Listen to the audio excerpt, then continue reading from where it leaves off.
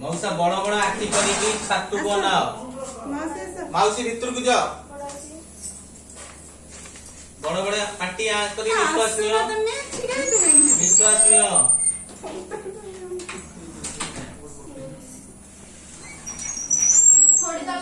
थोड़ी तड़क रखो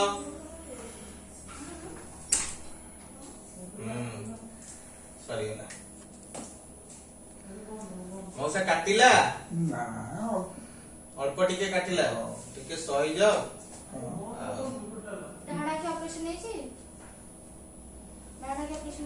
मौसा तुमरे डाहाण आंखी ऑपरेशन कर देइछ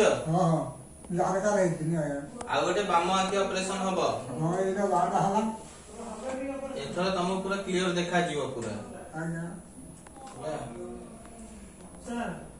हां मान कथा जाओ जाओ